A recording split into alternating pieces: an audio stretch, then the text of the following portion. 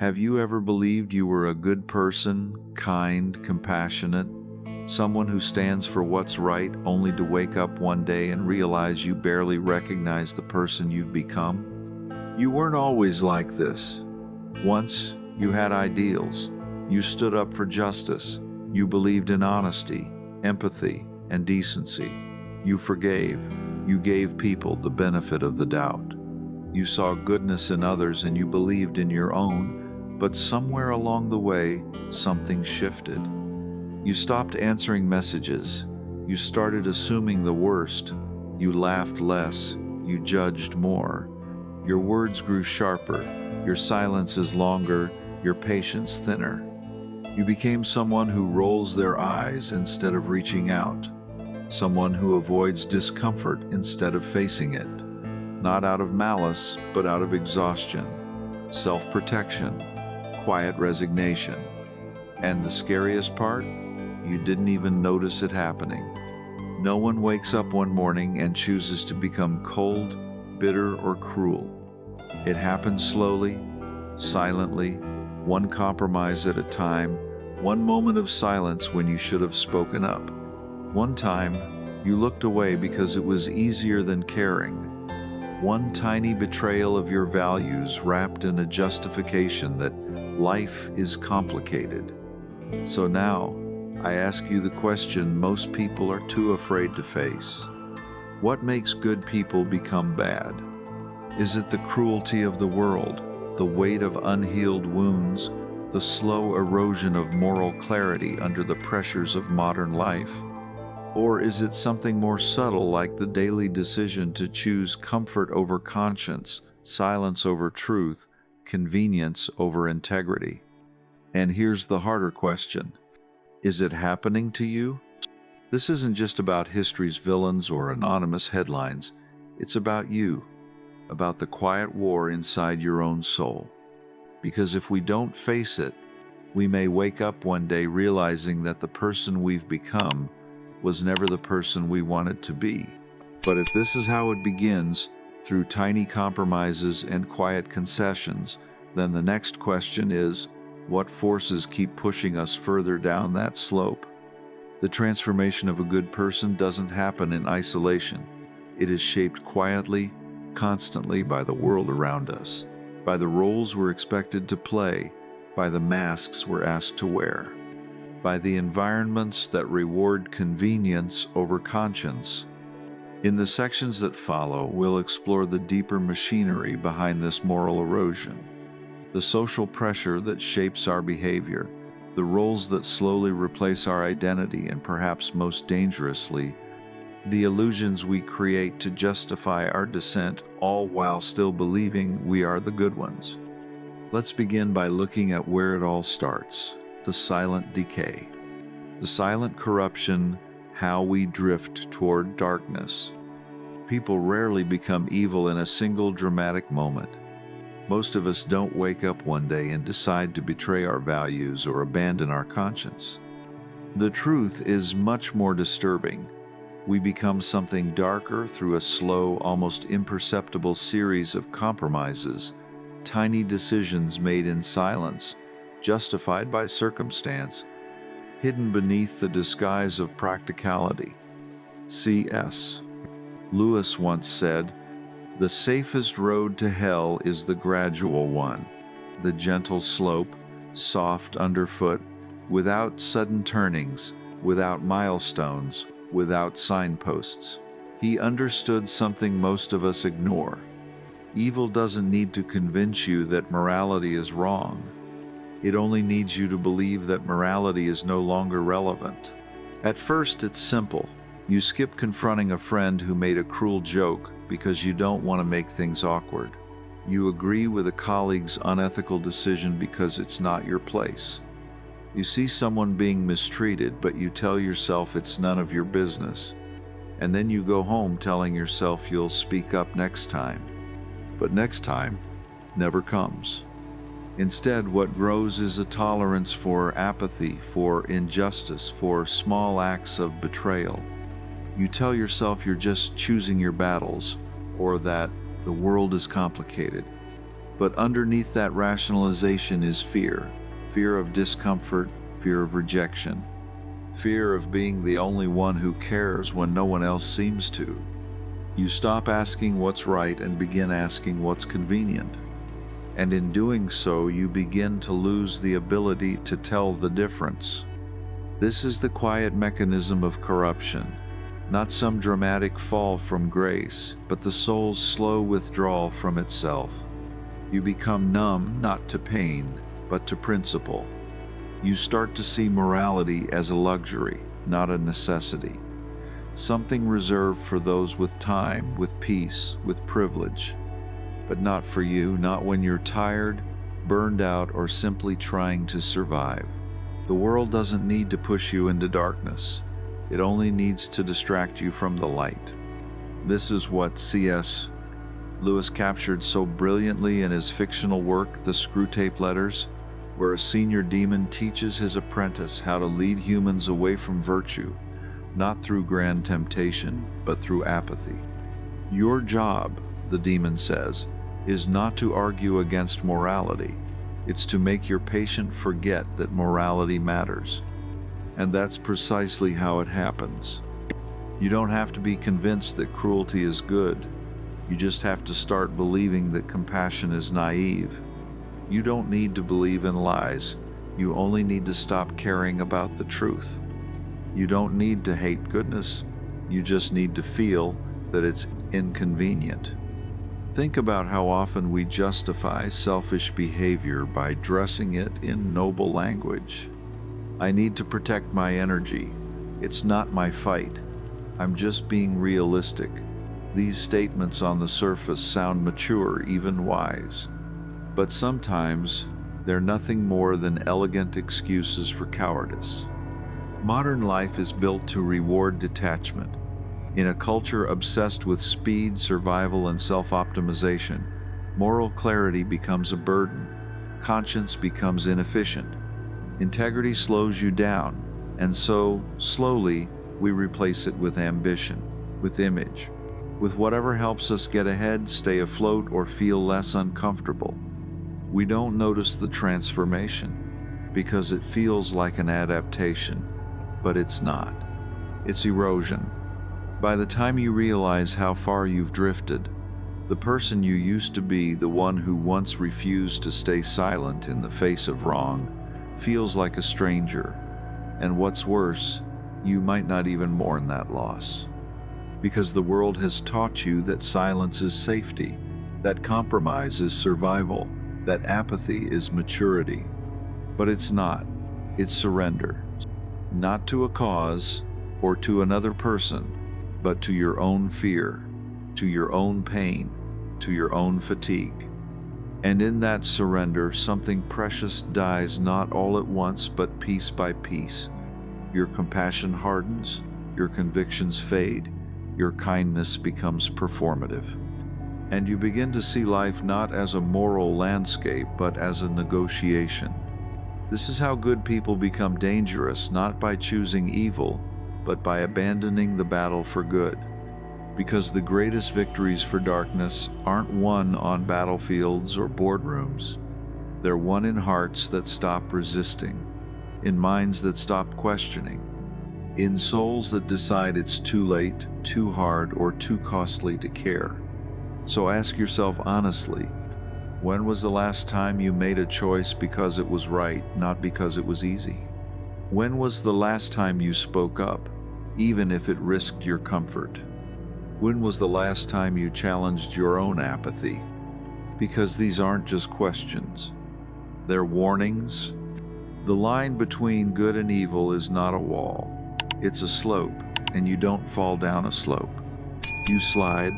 The weight of appearances, how society teaches us to perform goodness. Carl Jung once said, "We are not what happens to us. We are what we choose to become." But what happens when those choices are no longer truly ours, when our reactions, behaviors, and values are molded by something far more subtle and powerful, the expectations of the world around us?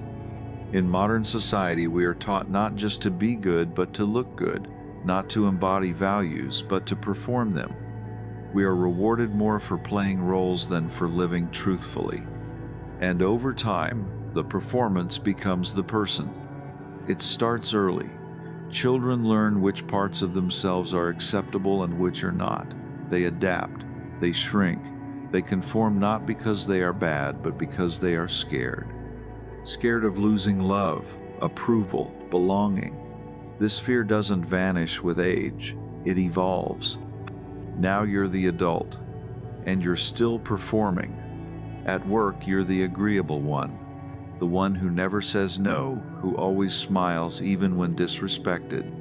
At home, you're the reliable one, the provider, the emotional anchor, the one who holds it all together even when you're falling apart. On social media, you're the inspiring one, the curated image of someone strong, calm, kind, grounded. But what happens when the gap between the role and the reality grows too wide? You burn out, you lash out, you collapse quietly. You become the overworked father who snaps at his children over spilled milk, not because he's cruel, but because he's carrying decades of unprocessed rage. You become the polite employee who suddenly explodes in a meeting, not because of the topic at hand, but because years of swallowing disrespect finally boil over. You become the good friend who ghosts everyone for weeks, not because you don't care, but because you've been pretending to care far longer than you could handle. These aren't breakdowns, they're breakthroughs. Moments where the mask slips and the real self, neglected, exhausted, suffocating, finally screams. Jung called this the danger of the persona, the social mask we wear to function in society. It is necessary, yes. Without it, we couldn't cooperate, coexist, or communicate. But the danger lies not in wearing the mask, but in forgetting we're wearing it. Over time, the performance becomes so convincing that even we forget who we are beneath it. And here's the tragedy. The more convincing our mask, the harder it becomes to ask for help. Because when the world sees you as the strong one, the nice one, the selfless one, who do you become when you finally say, "I can't do this anymore"? You become a disappointment. So instead, you keep pretending. You keep saying yes when you mean no. You keep offering empathy when your heart is numb. You keep standing in rooms that drain you, listening to conversations that offend you, smiling through things that break you. Why? Because you don't want to be seen as difficult, or selfish, or weak. But here's the truth no one tells you. Being good is not the same as being obedient. Being kind is not the same as being compliant. Being strong is not the same as being silent. And the more we confuse these things, the more we lose ourselves. Society does not reward integrity as much as it rewards image. A person who acts virtuously is often praised more than a person who quietly island. And so we learn to optimize for perception. We become moral actors, speaking the right words, showing the right gestures, while inside we rot. We no longer ask, "Is this right?" We ask, "Will this make me look good?"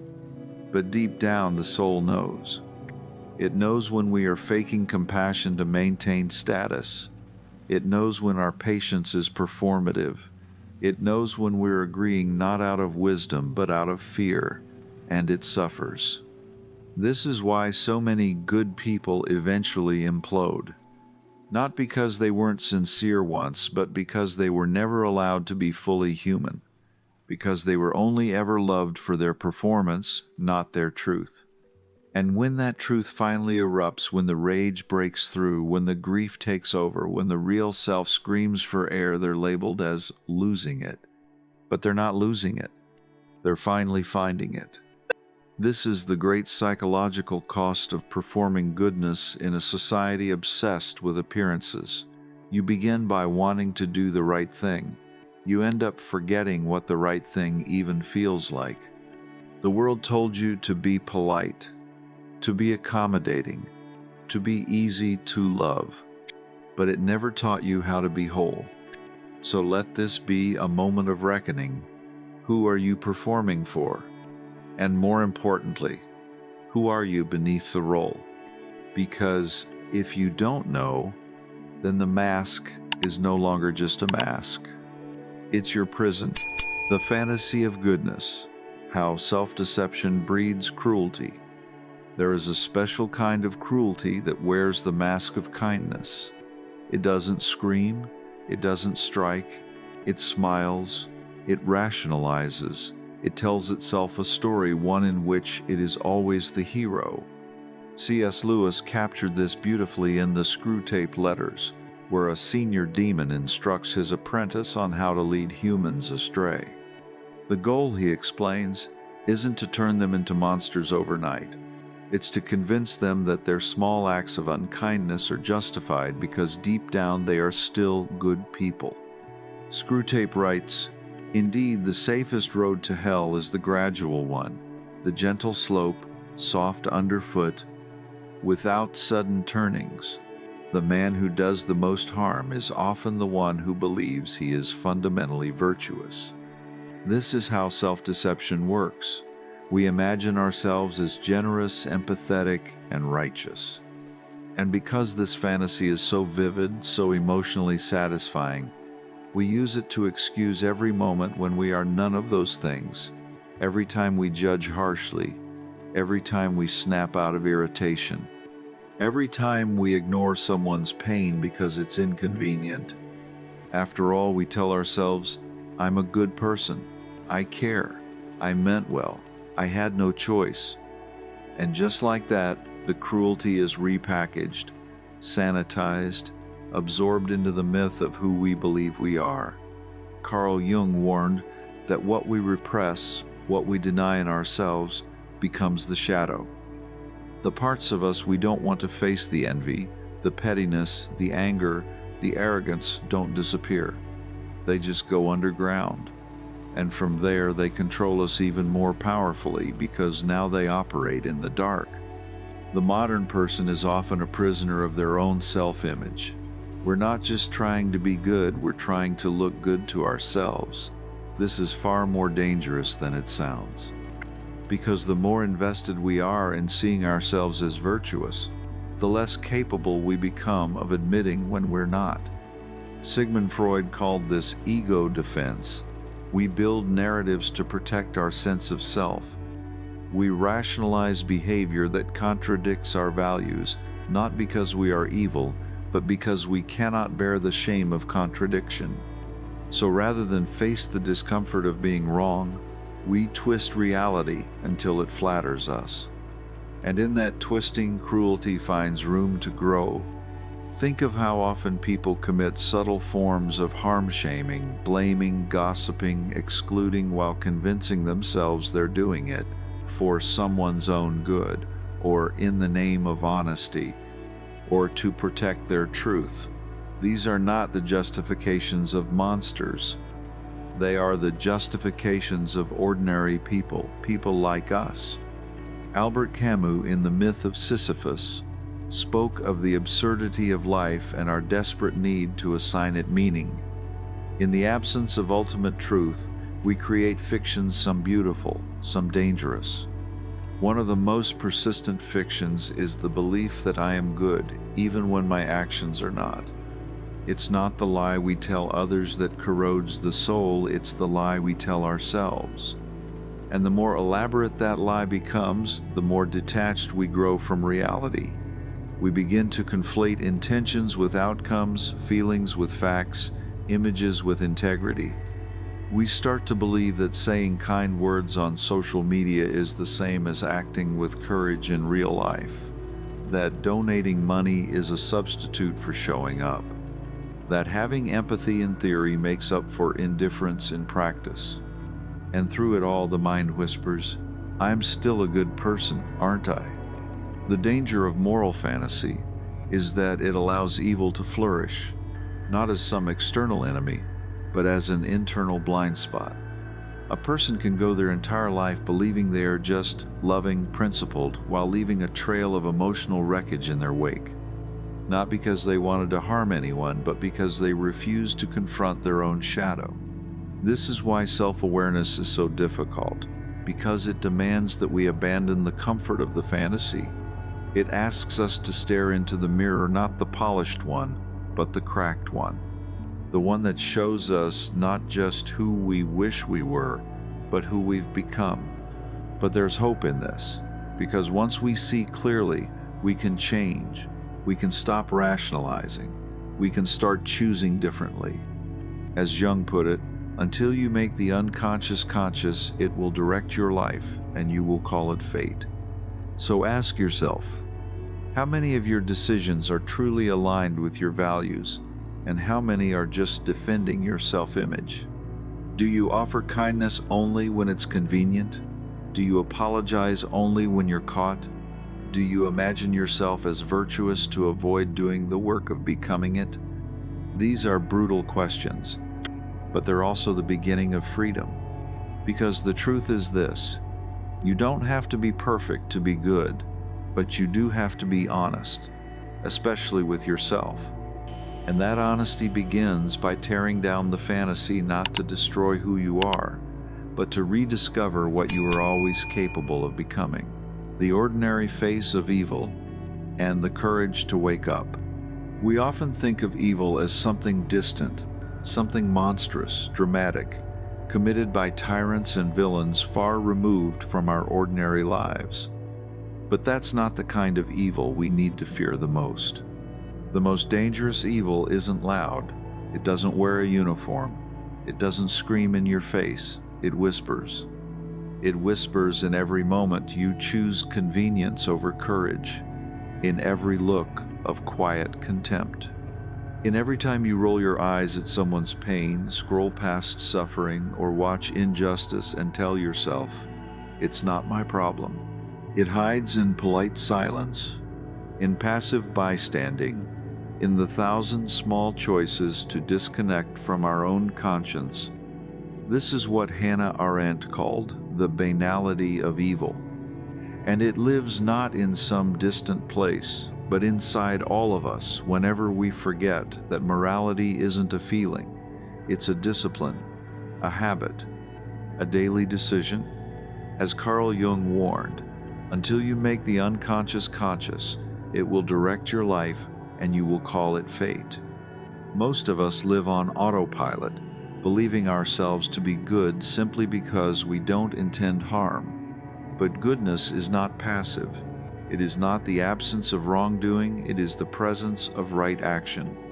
You are not good just because you don't steal or lie or cheat. You are good when you use your life to build something gentle in a world that rewards brutality. When you choose to speak, when it's easier to be silent. When you choose to care, when it would be easier not to. And that's the painful truth many of us avoid. We choose who we become, one small choice at a time. So if you're feeling the weight of this truth good, that discomfort, that's not shame. That's your soul waking up. That's your conscience remembering what it was built for. You were not born to be a performer. You were not made to blend in.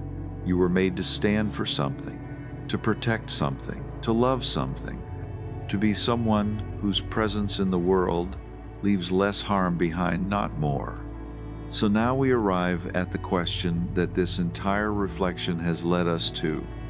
What kind of person are you becoming? If you don't like the answer, then let today be the moment you begin again. Not from guilt, but from awareness, from intention. Because morality isn't a grand gesture. It's not some epic act of heroism. It's 1,000 tiny acts of grace. It's holding the door for someone who looks like no one ever has. It's calling a friend when they disappear. It's refusing to laugh at cruelty. It's saying no when everyone else stays silent. It's treating a stranger with the same dignity you give to those you love. And it's doing these things when no one's watching. Because the real battle between good and evil doesn't happen in wars or courtrooms. It happens in grocery stores, in family dinners, in workplaces, in the mirror. Every moment you face the choice to either drift deeper into numbness or turn back toward humanity. This is your chance to turn back. Not because you're broken, not because you're bad, but because you finally see the quiet erosion, and now you're ready to stop it. No one is asking you to be perfect, only present, only awake, to see the world clearly, to see yourself clearly, and to choose again and again the difficult, sacred work of kindness. The truth is, the monsters we fear are not out there. They are within us, but so are the angels.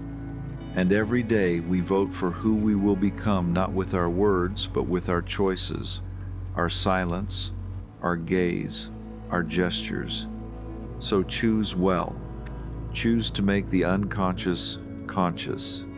Choose to stop sleepwalking through your morality. Choose to be the kind of person who, when the story of your life is told, no one ever has to lie to make it sound like you were good. Choose again, choose now. If this message stirred something in you, if it made you reflect, even just for a moment, then don't let it end here. Like this video so the algorithm doesn't bury it. Subscribe to the channel for more thought-provoking reflections on morality, identity, and the quiet battle we each face within. And most importantly, share in the comments. What part of this video resonated most with you? Which truth hit hardest? Your insight might be the mirror someone else needs today. Because awakening doesn't happen alone. It begins with awareness. It grows in community. And it becomes real when we talk about it.